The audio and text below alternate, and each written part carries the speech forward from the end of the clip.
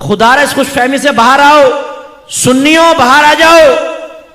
یہ ہمیں دھوکے میں مبتلا کیا گیا ہے کہ تم نبی کے نام کے نعرے لگاؤ، نعت خوانی کرو، نجات پا جاؤ گے. کوئی ایسے سٹینڈرڈ شریعت نے نہیں دیا. اطاعت رسول ہے.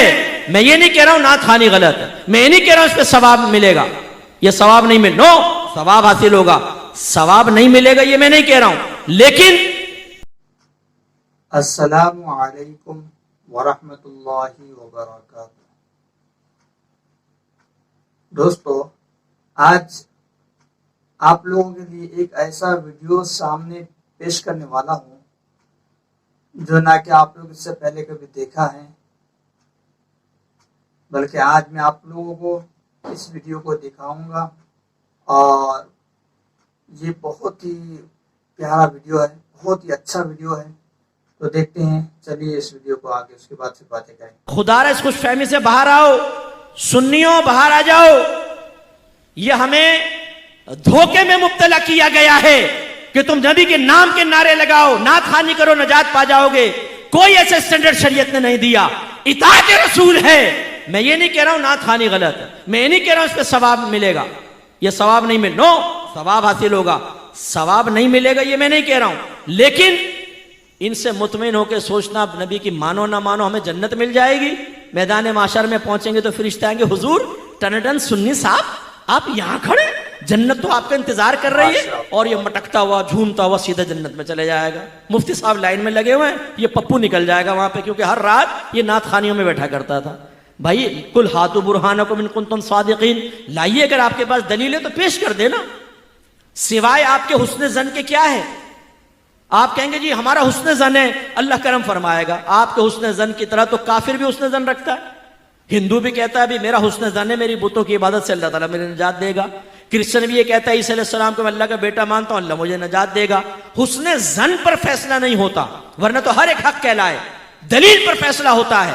آپ مجھے دلیل دیجئے کہ آپ نماز نہ پڑھیں، آپ جھوٹ بولیں، آپ غیبتیں کریں، آپ لڑکیوں کے پیچھے بھاگیں، آپ فحاشی کریں، آپ گندی گالیاں بکیں، آپ ہیروئن پئیں، آپ سگریٹیں پئیں، آپ نشہ کریں، آپ ماں باپ کی آنکھوں میں آنکھیں ڈال کر بدتمیزیاں کر کے ان کو ان کی کمزوریوں کا احساس دلائیں، اور صرف نعت خوانی میں بیٹھے آپ کو نجات مل جائے گی. لائیے دلیل اس پہ پیش کیجئے. میں یہی بیٹھا ہوں، لاؤ دلیل لے کر آؤ یہاں پر کہ آپ کا جلوس نکالنا آپ کو نجات دے دے گا، لائٹنگ کرنا آپ کو نجات دے دے گا. غلط. اگر کسی نے آپ کو ذہن بنایا ہے، کسی نعت خوان نے ذہن بنایا ہے کہ آپ سرکار کی محفل میں بیٹھے ہیں، اور جو سرکار کی محفل میں آتا ہے سرکار بروز قیامت اس کو سینے سے لگا کر جنت میں لے جائیں گے، آپ کے اوپر واجب ہے آپ اس نعت خوان کو بعد میں روکیں اور کہیں اس پہ دلیل پیش کرو. ٹھیک ہے ہم تمہاری بات مانتے ہیں. نہیں مانتے مفتی صاحب کی بات، وہ ڈانٹ کے چلے گئے، سخت لہجے میں گفتگو کی. تم نے بڑی پیاری بات کہی، لاؤ دلیل دو. جب تک نعت خوان دلیل نہ دے بند کر لینا سو گھر کے کمرے میں. بولنا کہ نہیں جانے دیں گے. تم نے کیسے دھوکے میں مبتلا کیا؟ تم نے ہمیں نمازوں سے دور کر دیا، تم نے تقوی سے دور کر دیا. حرام کھا کھا کر نعت خوانیوں میں آ کر بیٹھ کر ہم سمجھتے نجات ہو جائے گی. کیسے ہو جائے گی؟ جو حرام مال کے ساتھ حج کرے نبی کریم فرماتے ہیں اللہ اس کا حج قبول نہیں کرے گا. ایک روایت میں فرمایا ایک شخص ہاتھ اٹھا کر اللہ کی بارگاہ میں دعائیں کرتا ہے، گڑ گڑا کر دعا کر رہا ہوتا ہے، لیکن اللہ تعالیٰ اس کی دعا کیسے قبول کرے؟ اس لیے کہ اس کے جسم پر حرام ہے، اس کے پیٹ میں حرام ہے، تو اللہ کیسے اس کی دعائیں قبول کرے گا؟ یہ آپ کی شریعت یہ ہے. ہمیں خوابوں میں مبتلا کیا گیا ہے. جلوس نکالو نجات ہے، لائٹنگ کرو نجات ہے، تیجے 40ویں کرو نجات ہے، 11ویں کرو نجات ہے. تم بروز قیامت آؤ گے سرکار تمہیں بخشوا لیں گے. یقیناً میرے آقا شفاعت کریں گے، انکار نہیں. لیکن جب ایمان بچا کر لے گئے تو ایمان بچا کر لے گئے تو ایمان ضائع ہو گیا گناہ کر کر کے، پھر تو کافروں میں پھر شفاعت نہیں. اور فرض کر لیں ایمان بچا کر لے گئے اور گناہوں بھری زندگی گزاری، سرکار نے شفاعت فرمائی، یہ یقین لے کر گئے، یقین رکھیں اس کا انکار نہیں. لیکن کیا یہ بہت بڑی بے مروتی نہیں ہوگی کہ ہماری ہر طرح کی گندگی کے باوجود سرکار میدان معاشر میں سینے سے لگائیں؟ کیا پھر ہمیں نبی کریم کے ساتھ یہ رویہ رکھنا چاہیے؟ صرف اس بھروسے پہ کہ سرکار ہمیں بخشوا لیں گے ہم ان کی نافرمانی کرتے چلے جائیں؟ غلط بات ہے. میں آپ ہی سے پوچھ لیتا ہوں، ایک باپ ایک ماں اپنے بچے کو پال کر جوان کریں، انہیں اچھی نوکری دلوائیں، ایک گھر ان کے نام کر دیں، ٹویوٹا کرولا کی چابی دیں، باپ ہر مہینے 50,000 کی گڈی اس کے ہاتھ میں رکھے اور پھر ماں باپ اپنے کہیں بیٹا ہمارا کہنا مان، یہ کر وہ کرو، کہ میں کچھ نہیں کرتا ہوں، چلو. پھر جب آپ اس کو سمجھائیں کہ یار ایسا نہیں کرو، ماں باپ وہ کہے یار میں ایسے ہی کہہ دیتا ہوں، کل جاؤں گا نا دیکھا پھر میں باپ راضی ہوں گے. کیا کہیں گے ایسے بیٹے کے بارے میں؟ یار تمہیں شرم نہیں آتی؟ تم پر اتنے ماں باپ نے کرم کیا اور تم صرف یہ سوچ کر کہ ہر طرح کی بدتمیزی کے جواب میں پھر بھی ماں باپ سینے سے لگا لیں گے، تم ان سے معافی مانگنے کے لیے تیار نہیں ہو، اپنی حالت سنوارنے کے لیے تیار نہیں ہو. کیسے آدمی ہو تم؟ کہیں گے نہیں کہیں گے. اب آپ اور میں آئینے میں اپنے آپ کو دیکھیں نا.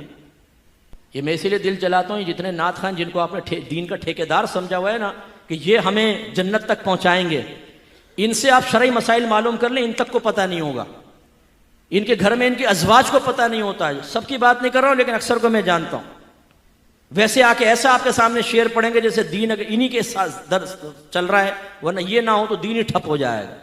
تکبر کا عالم یہ ہوتا ہے کہ بڑے نعت خان وہ کبھی آپ نے نہیں دیکھا ہوگا کسی عالم کا ہاتھ چومتے ہوئے، اتنے متکبر ہوتے ہیں. یاد رکھیں نعت خوانی فی نفسی کوئی کمال کی بات نہیں. میں دلیل سے کہتا ہوں، دعویٰ کرتا ہوں، پورا قرآن پوری حدیث ایک آیت ایک حدیث لے آئے جو نعت خان کے فضائل پر مشتمل ہو، لے کر آئیں. میں بولتا ہوں، چیلنج کرتا ہوں آپ کو، میں عالم دین کے اوپر فضائل کے اوپر آپ کو سینکڑوں آیات حدیثیں پیش کر سکتا ہوں. نعت خان پر ایک پیش کریں آپ کہ نبی کریم نے فرمایا جو نعت خوانی کرے گا نعت پڑھے گا. اور بولتے کیا ہیں؟ سرکار نے مجھے اپنی نعت کی خدمت کے لیے منتخب کر لیا ہے. اچھا بھائی لا دلیل دے. خواب میں آئے تھے سرکار، یا تجھے ٹیلی فون کیا تھا، یا کسی کے ذریعے پیغام پہنچایا تھا کہ تو اس خدمت پہ مامور ہو جا؟ کس نے کہا تھا؟ وہ آپ کو متاثر کرنے کے لیے. اور ہم بعض اوقات عالم اور نعت خان کو بالکل برابر کا درجہ دیتے ہیں، بلکہ بعض اوقات تو نعت خان اوپر ہو جاتا ہے، عالم نیچے ہوتا ہے. آپ کی مسجد کا امام وہ اگر بیٹھا ہو اور ایک مشہور بڑا نعت خان آ کر بیٹھے، آپ کا امام حقیر ہوگا، چاہے وہ عالم دین ہو. وہ نعت خان کو بڑا صوفہ دیا جائے گا، امام صاحب سائیڈ میں بیٹھے ہوں گے. یہ تقسیم کس نے کی ہے؟ یہ نعت خوانی کو اتنا اوپر جو آپ نے چڑھا دیا ہے. جو ریاکارانہ، بعض نعت خان ریاکارانہ نعت پڑھتے ہیں، پیسے کے لیے نعت پڑھتے ہیں.